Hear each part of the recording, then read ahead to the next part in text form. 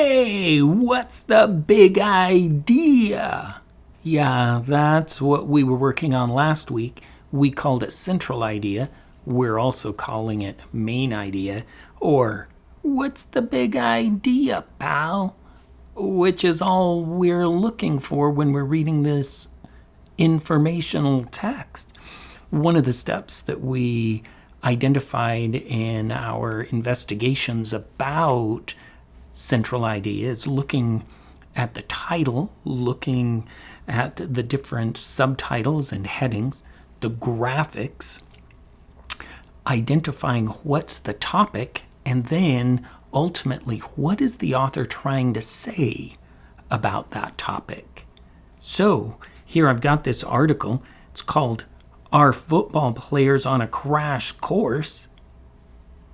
This subheading, blinding headaches, slurred speech, even dementia.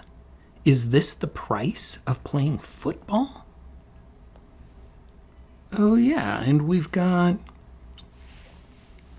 this here, this graphic. What is a concussion? A sudden jolt to the head causes the brain to slam into the front, then the back of the skull. What?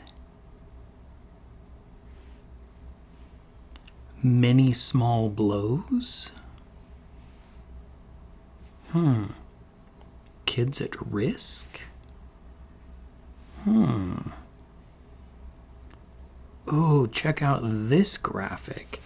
A Tennessee Titans player loses his helmet during the tackle. Head injuries can lead to brain disorders later in life. Dude, he's losing his helmet between these two Panthers players' helmets. Wow.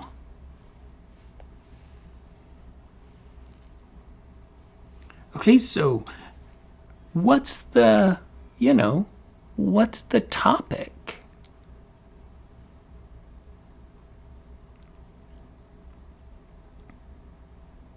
All right, so we're going to read through this. I'm going to have you identify some different items as we go along. Mike Webster loved to play football.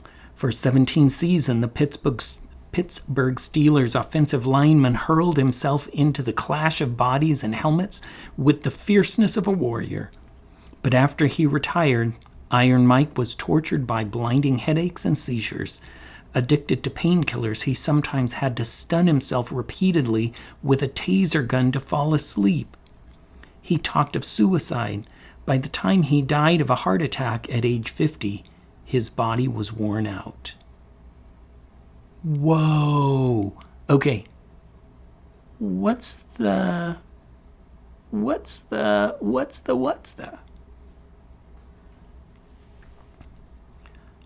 happened? A scientist who examined Webster's brain found severe damage and evidence of a disorder that causes dementia. The scientist concluded that the damage came from the many concussions Webster had suffered as a player. Now, more and more football players are telling similar tales. With researchers sounding alarms, a congressional committee is studying dementia among NFL veterans.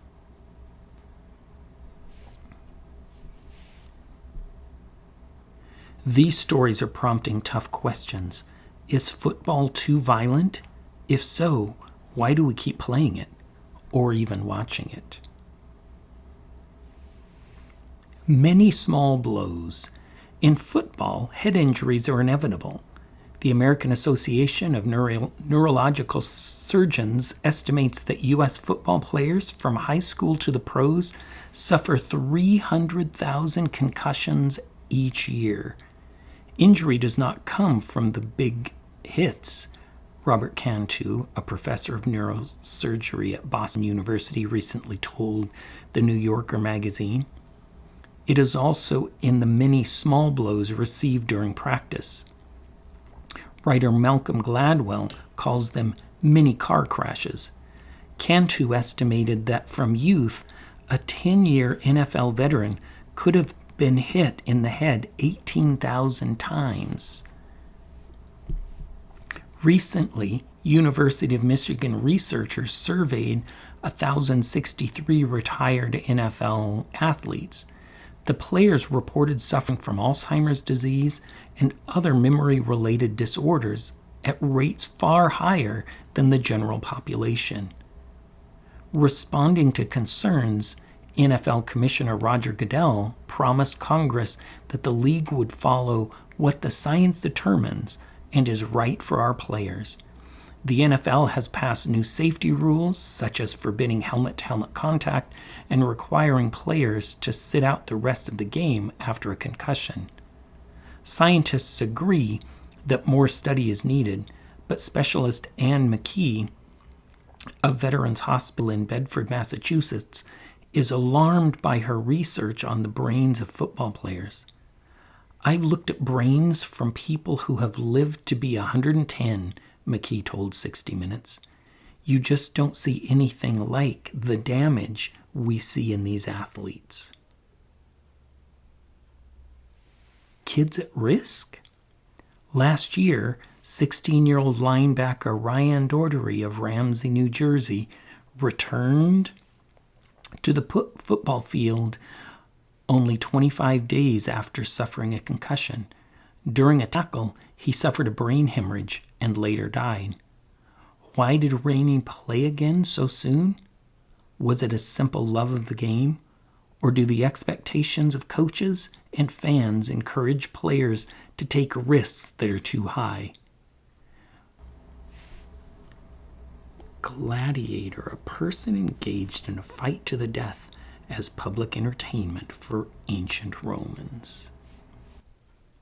Are we partly to blame, Gladwell asks, by thrilling in the game's drama? Few of us would consider it morally acceptable to go to a gladiator fight or a dog fight, we wrote on a blog. But I would like to think our attitudes toward violent sports have evolved since Roman times. What do you think? Do fans bear some responsibility for the health of the athletes who entertain them?